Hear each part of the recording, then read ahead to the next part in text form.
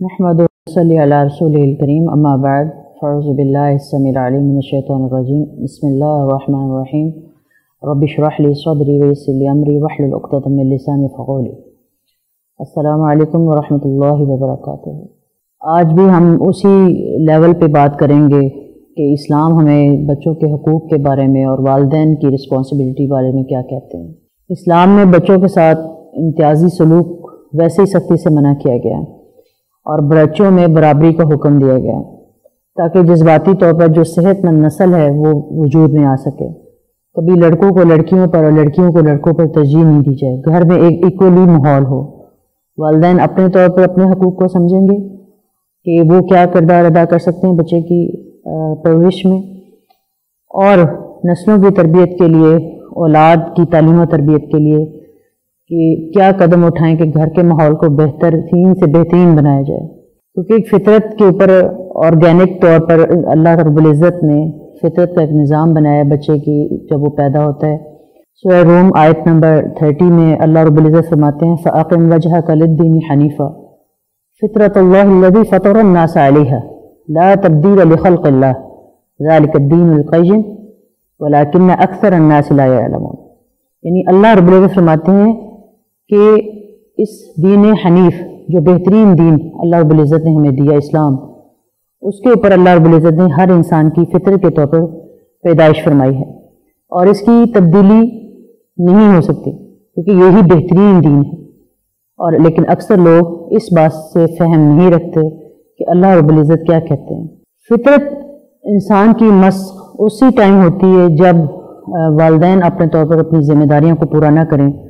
दीनी लिहाज हो, दुनियावी लिहाज से। क्योंकि रसूलुल्लाह सल्लल्लाहु अलैहि वसल्लम का जो तरीका है कार हमें उनकी सीरत से मिलता है, चाहे वो माशी है, माशरती है, घर के अंदर की ज़िंदगी है या बाहर की ज़िंदगी है, वो बेहतरीन ज़िंदगी पूरा का पूरा अखलाक कुरान के मुताबिक हमें अल्लाह के रसूल की सीरत से मिलता है। तो फितरत उस वक्त होती है जब वालिदैन अपने तौर पर जिम्मेदारियाँ पूरी ना करें, दुनियावी लिहाज से, दीनी लिहाज से। क्योंकि बचपन का दौर बच्चे के लिए बेहतरीन दौर होता है 7 साल तक, फिर 7 से 12 साल और 12 से 21 साल का दौर जो है, जो 7 साल के अंदर वो बच्चा गेन करता है चीज़ें, जो ऑब्जर्व करता है घर के अंदर, कम्युनिटी के अंदर, सोसाइटी के अंदर, अपने मुल्क माशरे के अंदर, अपने घर के अंदर, तो वो उसकी जहन में परवस्त हो चुके होते हैं। और फिर जब वो आगे आगे ग्रो करता है तो वही जो बचपन के अंदर की बातें उसने ऑब्जर्व की होती हैं घर के अंदर, वही वो बातें अपनी ज़िंदगी के साथ लेकर चलता है। माशरे में हम अपने तौर पर बच्चों को बेहतरीन इंसान कैसे बना सकते हैं कि वालिदैन अपने तौर पर बच्चों की परवरिश करें हर लिहाज से बेहतरीन तरीके से, और उनके रोल मॉडल वो रसूल सल्लल्लाहु अलैहि वसल्लम हों, सहाबा किराम की ज़िंदगियाँ हों, हमारी माएँ हों, और उनकी ज़िंदगी का मुताला जब तक ये खुद वालिदैन नहीं करेंगे तो बच्चों को नहीं सिखा पाएंगे कि वो कैसे ज़िंदगी गुजारते थे।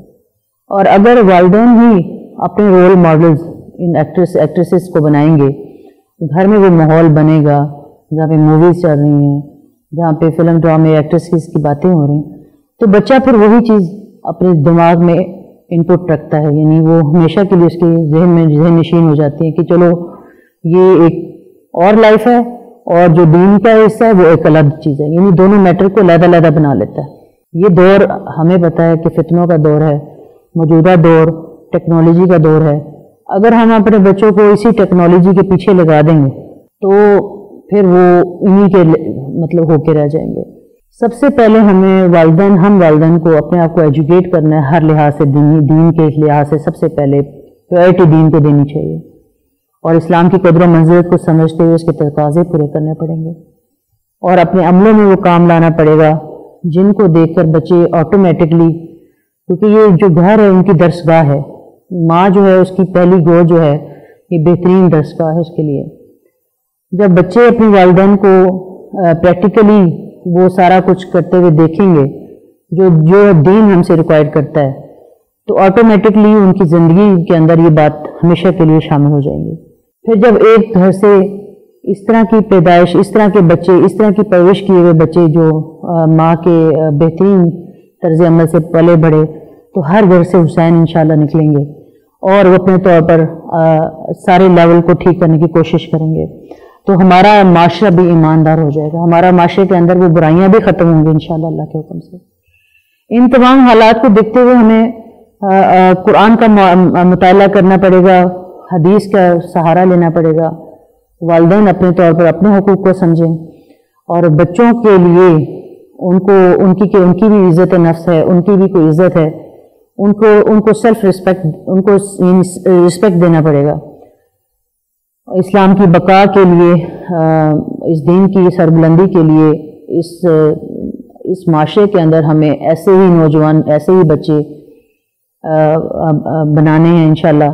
اور ایسے ہی بچوں کی پرورش کرنے کو بڑے ہو کر وہ بھی انہی ہمارے رسول صلی اللہ علیہ وسلم کے نقش قدم پر، ان کے اصحاب کے نقش قدم پر چلتے ہوئے اس معاشرے کے اندر بہترین کردار ادا کر سکیں۔ اور اس کی فرض و غائب جو ہے اپنے طور پر ہر انسان اگر سمجھے گا تو معاشرہ بہترین بنے گا۔ نبی کریم صلی اللہ علیہ وسلم کی اگر زندگی پر نظر ڈالیں تو جہاں پہ آپ بہترین منفرد انسان ہیں تو وہاں پہ بہترین شوہر بھی ہیں، بہترین باپ ہیں تو بہترین معلم بھی ہیں،